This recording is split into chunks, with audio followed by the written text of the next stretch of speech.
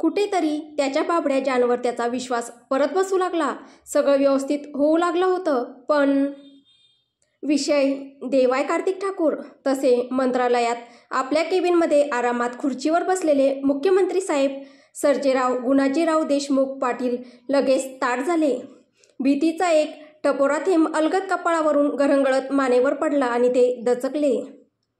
मुख्यमंत्री साहेबांनी लगेचच आपल्या हातात खेळवत असलेल्या कवड्या तिथेच थांबवत सावधपणे विरोधी पक्षनेते माननीय श्री विनायकराव चोपडेकडे बघितलं. तुम्ही काय बोलत आहात चोपडेजी?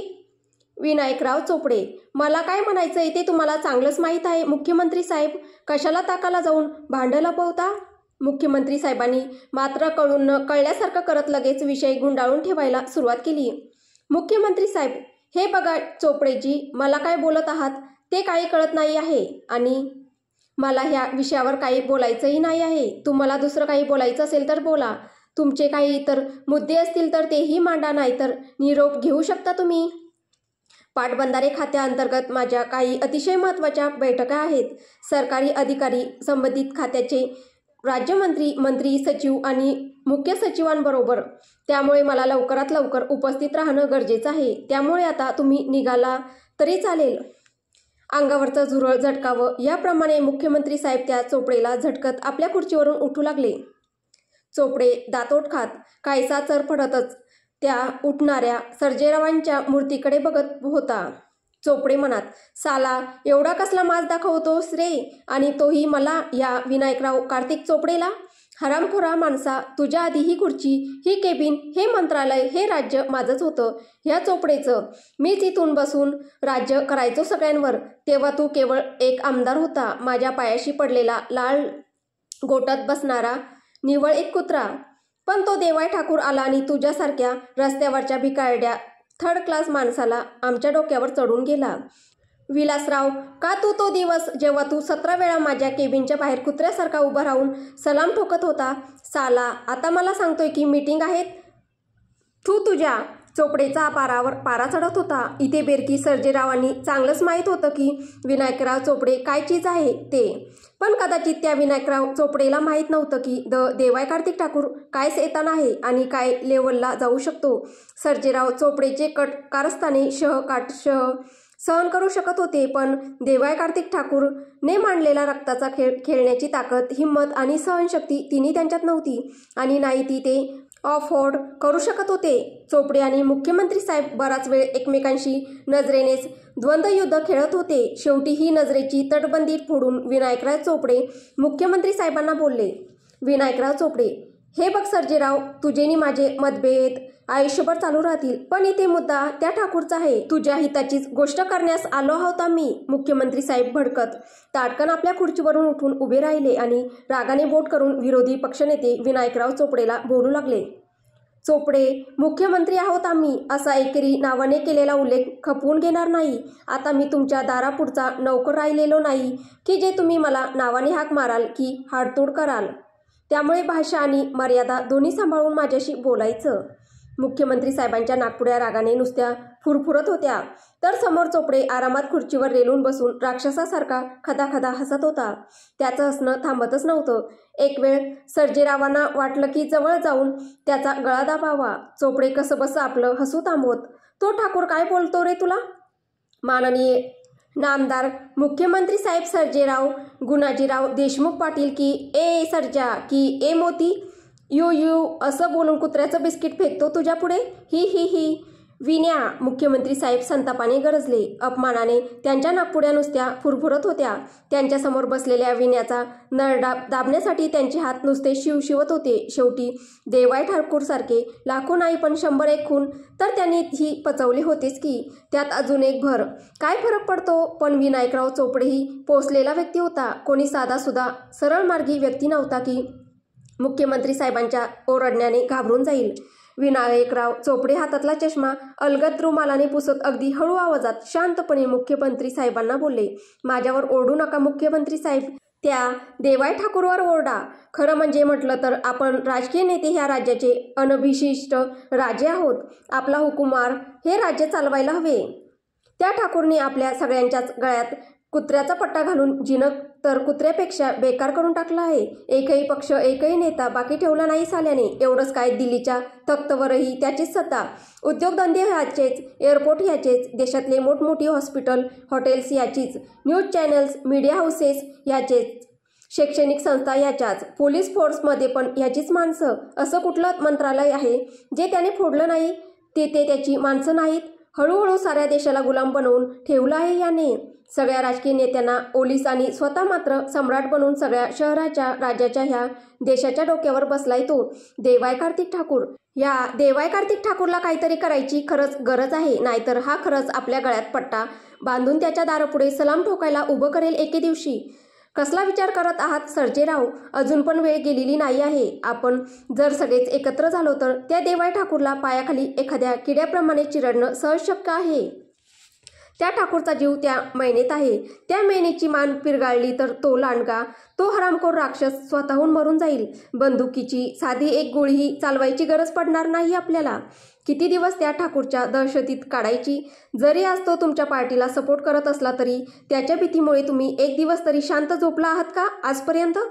विरोधी पक्षनेते विनायकराव चोपडेजींनी मुख्यमंत्री साहेबांच्या बरोबर दुखत्या नसेवर पाय ठेवला, तो पण दाबून.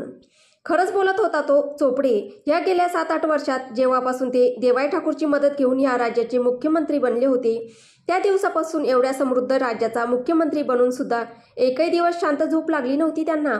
उलट त्या काल रात्रीपासून निद्रानाशाचा नवीनच विकार जडला होता त्यांना. त्याच जोडीला हाय बीपी, आजारपण आणि हॉस्पिटलच्या वाऱ्या नुसत्या 5वीला पुजल्या होत्या त्या काल रात्रीपासून. थोडं झोपलं किंवा थोडंसं निवांत पडलं की लगेच दचकायला व्हायचं. सारखी भीती वाटायची की कधी पण त्या देवायला त्या काल रात्रीचं रहस्य कळेल आणि तो आपल्याला उभा कापून शहराच्या मधोमध टांगून ठेवेल. मनोमन घाम फुटला मुख्यमंत्री साहेबांना त्या विचारांनीच. मुख्यमंत्री साहेब मनात, देवाय ठाकूरचं नष्ट होणं खरंच गरजेचं आहे. Viraja Ganeshrao Joshi, interesting name. या नावाने बरंच वादळ घडून आणलं होतं, पण त्यांनी त्याकडे थोडं दुर्लक्ष केलं होतं. पण जर चोपडे खरंच बोलत असेल आणि त्या देवाय ठाकूरचा आत्मा खरंच त्या मैनेत कैद असेल तर?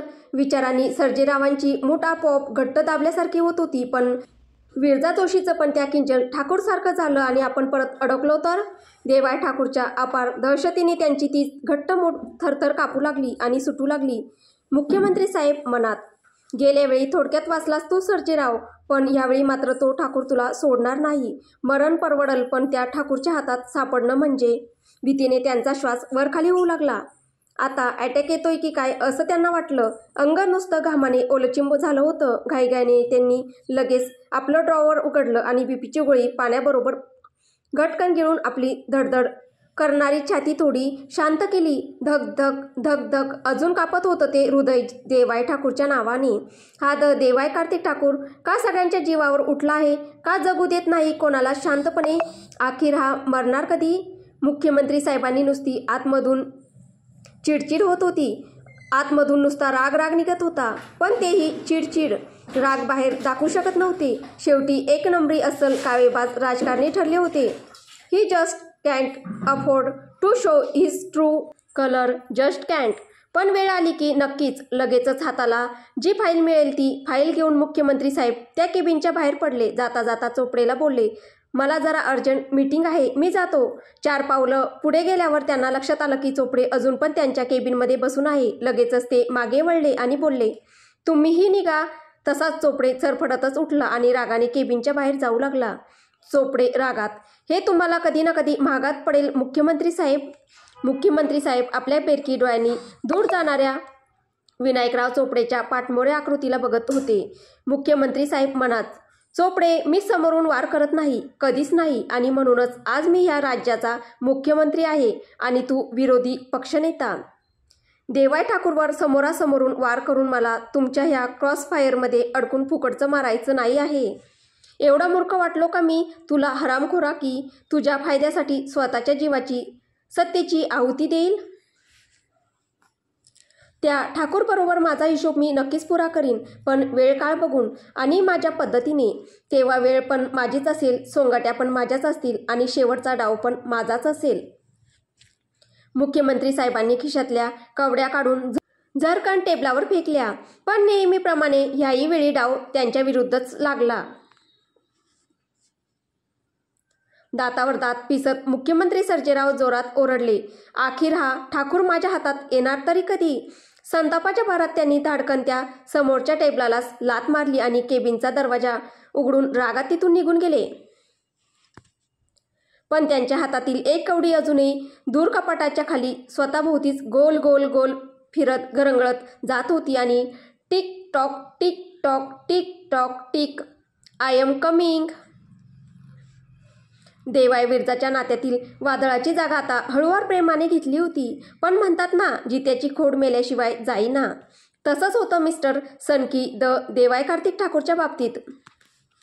देवाय ठाकूरला आयुष्यात सहजासहजी कोणाला माफ करणं कधीच जमलं नव्हतं. किंबहुना त्याने आजपर्यंत आयुष्यात कोणाला माफही केलं नव्हतं. उभं आयुष्य आपल्या शत्रूंना शिक्षा देण्यातच घालवल्यानंतर या गुन्हाहो के देवता असलेल्या देवायला एकदम माफिका देवता बनवायला कसं जमणार होतं? मग भले समोर विरजा जोशी असली म्हणून काय झालं? चुकीला माफी नाही, कधीच नाही. पण ही तर त्याची जान होती, त्याचाच श्वास, त्याचंच हृदय, त्याचं सर्वस्व.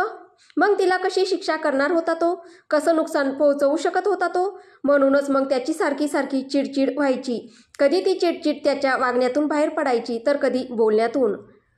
थोडीशी खुन्नस, थोडासा राग अजूनही धुमसत होता मनाच्या कुठल्या तरी कोपऱ्यात विरजा जोशीबद्दल. ज्या त्याच्या जानच्या केसालाही दुसऱ्या कोणी धक्का लावलेला त्याला सहन व्हायचं नाही, त्या त्याच्या प्रेमिकेलाच विरजाने जीवानिशी ठार मारलं होतं. ते विष पिऊन त्याच्या जानला त्याच्यापासून दूर करण्याचा राक्षसी प्रयत्न केला होता त्या मूर्ख मुलीने. प्रयत्न कसला, ती त्याच्यात पूर्णपणे यशस्वीही झाली होती. त्याची जान खरोखरच मेली होती, गेली होती त्याला सोडून कायमचीच.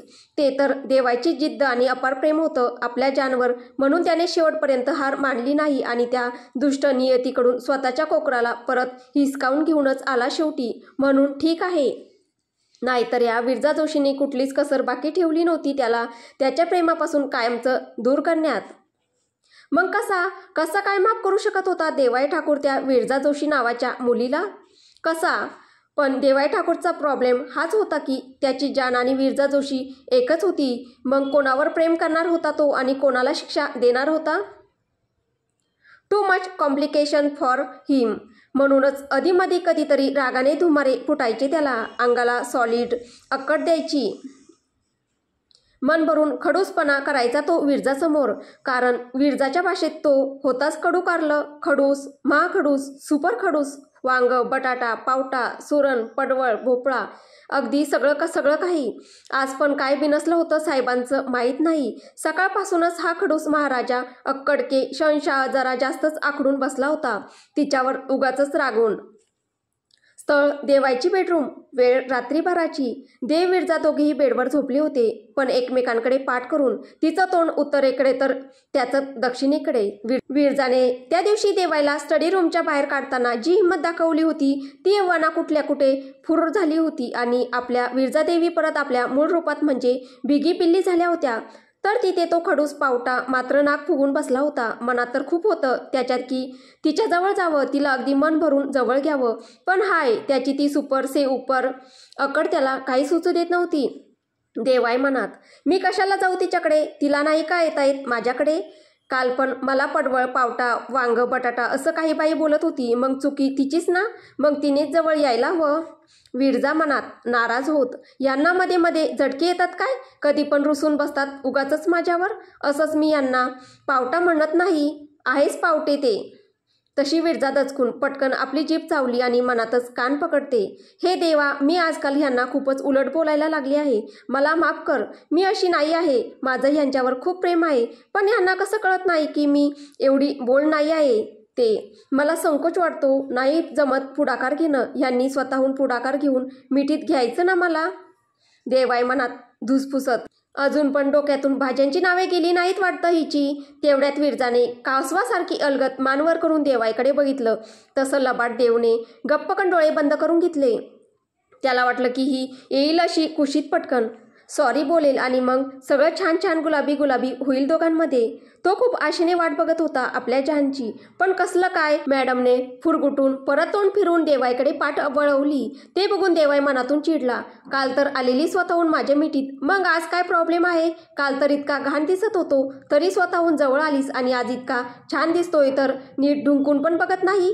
काल स्वतःहून माझ्या मनाचा दरवाजा ठोठावला, मला त्या काळोखातून बाहेर काढलेस, तुझ्या प्रेमाचा आशेचा किरण दाखवला, मग आज तूच दूर का राहत आहेस? ये ना मिठीत पिल्लू माझ्या, घे ना जवळ. पण स्वभावाने लाजाळूचं झाड असलेली विरजा संकोचाने वळली नाही आणि हा अक्कड का शहंशाह आपल्या बेशुमार अक्कडमुळे तिच्याजवळ गेला नाही. झालं. दोघे खट्टू मनाने तसेच तळमळत बसले. कधीतरी पहाटे उशिरा डोळ्याला डोळा लागला आणि दोघे झोपी गेले. स्थळ देवाईची बेडरूम. वेळ सकाळी 7:30ची. दुसऱ्या दिवशी सकाळी सवयीप्रमाणे देवायला लवकर जाग आली. त्याने जवळच गाढ झोपेत असलेल्या आपल्या पिल्लूकडे बघितलं. कसलं गोड वाटत होतं ते झोपेत. असं वाटलं पटकन मिठीत घ्यावं आणि तिला खूप मोठा किस करावा. त्या विचाराने तो वळलाही तिच्याकडे, पण मग त्याचा अहंकार मध्ये आडवा आला. देवाय खडूसपणा करत मनातच बोलला, मी का जाऊ? मी का पहिलं पाऊल टाकू तिच्याकडे? काल रात्री इतका पाण्यातून बाहेर काढलेल्या माशासारखा तळमळत होतो बेडवरून इथे तिथे. तुझा स्पर्श नव्हता तर नुसता लोळागोळा झाला होता माझा, पण जराही आली नाही माझ्याजवळ की वळून बघितलं नाही. मग आता मी का जाऊ? तसाच रागाने तो उठला आणि आपले कपडे घेऊन स्टडी रूममध्ये गेला. तिथल्याच पर्सनल बाथरूममध्ये आंघोळ करून नाश्त्यासाठी खाली गेला. जाताना मेडला विरजाकडे लक्ष ठेवायला सांगायला विसरला नाही. मात्र अर्ध्या एका तासाने विरजाला जाग आली. तिने दुसऱ्या कुशीवर वळून बाजूला बघितलं तर देवाय कधीच आपलं अंतरून पांघरून आवरून तिथून निघून गेला होता. तिने बेडवर चाचपून बघितलं तर बेडही थंडगार पडला होता. त्याच्या अस्तित्वाची कुठलीच खूण नव्हती. तो तर कधीच उठून निघून गेला होता. विरजा रडत, एवढी प्रेम करते पण नेहमी प्रेमाचा पुरावा द्यावा लागतो, अग्निपरीक्षेत उतरावं लागतं. का देव का? दरवेळी मला असा त्रास का? विरजाचं मन आक्रोशत होतं. नुसती ओक्साबोक्षी रडत होती ती. विरजा डोळ्यातले अश्रू पुसत मनाशी काहीतरी खुणगाठ बांधत, ते काही नाही, आता खूप झालं, खूप म्हणजे खूपच झालं, पाणी आता डोक्यावरून चाललं गेलं आहे. ती रागाने बेडवरून उतरून दरवाजाच्या दिशेने खुन्नसपणे जाऊ लागली. दरवाजाच्या बाहेर मेड्स उभ्या होत्या तिच्या जागे होण्याची वाट बघत. विरजा जशी बाहेर आली तसं त्यांनी गुड मॉर्निंग मॅम म्हणून तिला ग्रीट केलं. पण विरजाने त्यांच्या गुड मॉर्निंगकडे अजिबात लक्ष दिलं नाही आणि त्यांना विचारलं की देव कुठे आहे? तशा त्या बोलल्या की सर अर्ध्या एका तासापूर्वी स्टडी रूममधून खाली गेले आहेत. तशी विरजा चमकली. विरजाने आश्चर्याने मेड्सना विचारले, स्टडी रूम? तसे मेड्सनी एकमेकांकडे अस्वस्थपणे बघितलं आणि थोड्याशा अडखळत हळू दबक्या आवाजात विरजाला सांगितलं, ते सर सकाळीच आपले सगळे कपडे घेऊन तिथे गेले होते आणि तिथूनच तयार होऊन बाहेर पडले. बिचारा मेड्स मान खाली घालून उभ्या होत्या. विरजाच्या डोळ्यातून अश्रूच्या धारा वाहू लागल्या. ऊर नुसता भरून आला. तिने घशात दाटून आलेले हुंदके कसेबसे खाली दाबले आणि थोड्याशा रडलेल्या स्वरातच त्यांना विचारले, आता कुठे आहेत ते? मेड्स थोड्याशा चाचरतच विरजाला बोलल्या, सर खाली सगळ्या फॅमिली बरोबर नाश्ता करायला बसले आहेत. बरोबर त्यांचा जवळचा स्टाफ पण आहे. विरजाचे डोळे भरून आले. फॅमिली? मग मी कोण? आजपर्यंत माझ्याशिवाय श्वास घेतला जात नव्हता आणि आज लगेच टाकून गेलात? तुझी तर देवाय ठाकूर, डोक्यात गेलास तू आता माझ्या. विरजाचं तर डोकंच सटकलं होतं. आणि जेव्हा विरजा जोशीचं डोकं सटकतं तेव्हा माहीत आहे ना काय होतं? गांव वालो सौभाग्यवती भव, विरजा देवाय ठाकूर पधार रही है, क्यों स्वागत नहीं करोगे आप हमारा? विरजा मनात धुमसत, देवाय Kartik Thakur, you will have to pay very heavily this time, very much heavily for breaking my heart. Again रागाच्या तिरमिरीतच विरजा जोशी आपल्या नाईट सूटवरच खाली जाणाऱ्या लिफ्टकडे वळल्या. ती काय करते म्हणून बघायला मेड्स पण तिच्या मागोमाग धावल्या. पण सौभाग्यवती भव विरजा देवाय ठाकूर कुठे थांबणार होत्या? त्या तर आज आपला सगळा तोफखाना सज्ज करून अगदी तुफान मूडमध्ये फुल ऑन फायर मोडवर देवाय कार्तिक ठाकूरवर चाल करून जात होत्या.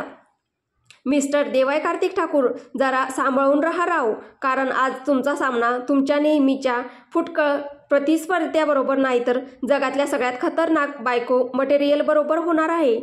ठाकूर तो सॉलिड गयो. विरजा देवी जिंदाबाद, तुम आगे बढ़ो, हम तुम्हारे पीछू ही है। बोले तो देवाई ठाकुर की वाट देखने को कब से तैयारी बैठे हैं अपन लोग, अब आएगा मजा भिडू। देवाई कार्तिक ठाकूर अमर रहे, देव तुमच्या आत्म्याला लवकरात लवकर शांती देवो। जगला वाचला तर भेटू पुन्हा। इथे विरजादेवी रागाने लिफ्टमधून खाली तळ मजल्यावर उतरल्या। त्यांना डायनिंग हॉल किंवा किचन कुठे आहे ते माहीत नव्हतं। मग ते शोधत शोधत त्या इथून तिथून फिरत होत्या। त्यामुळे डोक्यातला संताप वाढतच चालला होता। तिच्या संतापाने तर आता परमावधी गाठली होती। विरजाला अशा अवस्थेत खाली आलेले बघून आजूबाजूचा स्टाफ, जागोजागी कोपऱ्यात उभे असलेले सिक्युरिटी गार्ड्स पण चकित झाले। ते पण तिच्या मागे मागे फिरत होते। मॅम, तुम्हाला काही हवंय का म्हणून विचारत होते। पण डोक्यात राग घालून घेतलेल्या विरजाला देवाई ठाकूर शिवाय काय दुसरं दिसतच नव्हतं, नाही सुचत होतं। ती रागाने नुसती आतल्या आत धुमसत होती। तिच्या रागाचा ज्वालामुखी आता कुठल्याही क्षणाला फुटणारच होता। शेवटी तिला एकदाचा किचन आणि डायनिंग हॉलचा रस्ता सापडला आणि तिने तिथे आपल्या रागाचा मोर्चा वळवला। बाहेरच्या सिक्युरिटी टीमने लगेचच त्यांच्या बॉसला म्हणजेच सिक्युरिटी हेड जॉनला फोन लावला। इथे जॉन, राणा, जोसेफ, सितारा सिंग सगळेच देवाई आणि त्याच्या फॅमिलीबरोबर एकत्रपणे डायनिंग हॉलमध्ये बसून ब्रंच, ब्रेकफास्ट प्लस लंच करत होते। ध्रुवही तिथेच होता। देवाई हे विसरला नव्हता की त्याच्या लाडक्या जानला वाचवण्यासाठी संकटसमयी त्याच्या टीमने स्वतःच्या प्राणांची पर्वा न करता अक्षरशः जीवावर उदार होऊन त्याला मदत केली होती। तशा तर त्याच्या टीम्स त्याच्यासाठी नेहमीच जीवावर उदार असायच्या आणि देवाईही त्यांची तेवढीच काळजी आणि कदर करायचा। पण यावेळची गोष्टच निराळी होती। ते सगळेच मनाने एकमेकांच्या खूपच जवळ आले होते। आधीच घट्ट असलेले त्यांचं नातं अजून घट्ट झालं होतं। देवाईने त्याच्या सगळ्याच टीमची सॅलरी 10 पटींनी वाढवली होती आणि आलिशान फ्लॅट, प्लॉट, फॉरेन ट्रिप्स अशा बऱ्याच फॅसिलिटीज ही त्यांना देऊ केल्या होत्या। आजचा हा एकत्र ब्रंचचा प्रोग्रॅमही राणा, जॉन, जोसेफ, सितारा सिंग या सगळ्यांच्या प्रती कृतज्ञता दाखवण्याचा असाच त्याचा एक प्रामाणिक प्रयत्न होता।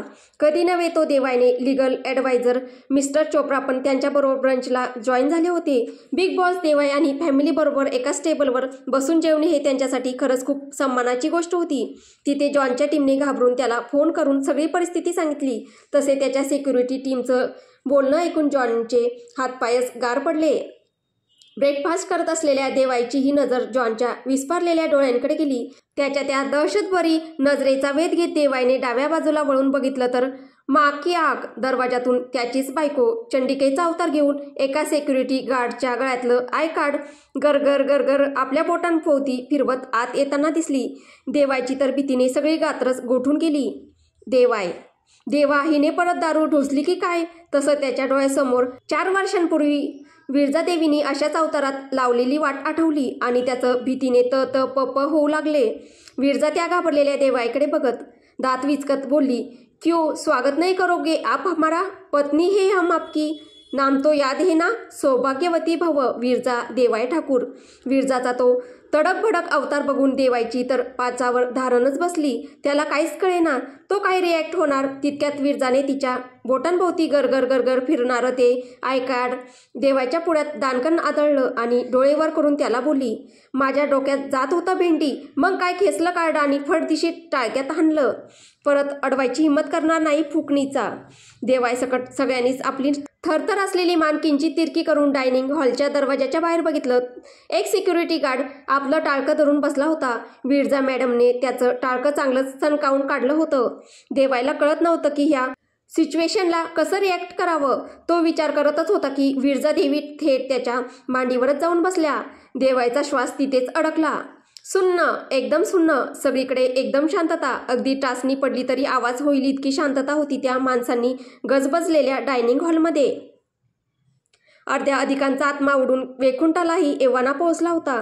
त्यांच्या हातातले चमचे काटे भीतीने त्या प्लेटमध्येच टकटक करत वाजत होते। कोणाची हिंमत होत नव्हती की आपणही झपकावी किंवा एखादा अधिकचा श्वास त्या फुफ्फुसात घ्यावा। सगळे तसेच आपला श्वास रोखून देवाईच्या मांडीवर बसलेल्या सगळ्यांच्या समोर बिनधास्तपणे बसलेल्या विरजा जोशीला बघत होते। देवा, आता पुढे काय तांडव होणार आहे ते म्हणतात ना, हिस्ट्री रिपीट इटसेल्फ, तसंच काय झालं होतं देवाई ठाकूरच्या बाबतीत। विरजा जोशीला एकदा इग्नोर करण्याची भली मोठी किंमत देवाई ठाकूरने आधीच चुकवली होती, तरी पट्ट्या सुधारला नाही। परत ती चूक करून बसला। मग काय घ्या विरजा जोशीचा तांडव परत एकदा। एकदम ब्रँड न्यू रूपात. विरजा जोशी तुसी तो छा गई गुरु. दहशतीने देवाच्या तोंडातून आवाज निघत नव्हता. त्याची सगळी हाडं गोठून गेली होती. आत्मा तर असा भीतीने बाहेर येण्यास तडफडत होता की काय सांगू. विरजा देवी दारू पिऊन किती हाय क्लास इज्जतीची लक्तरं बाहेर काढतात हे त्याच्यापेक्षा कोणाला चांगलं माहीत होतं. तर पुढच्या भागात आता विरजा काय काय करते हे आपल्याला कळेल. तुम्हाला ही कथा कशी वाटते आहे कमेंटद्वारे नक्की कळवा. कथा आवडत असेल तर व्हिडिओला लाईक करा, शेअर करा. कथेचे पुढील भाग ऐकण्यासाठी आपल्या चॅनलला सबस्क्राईब करा. धन्यवाद.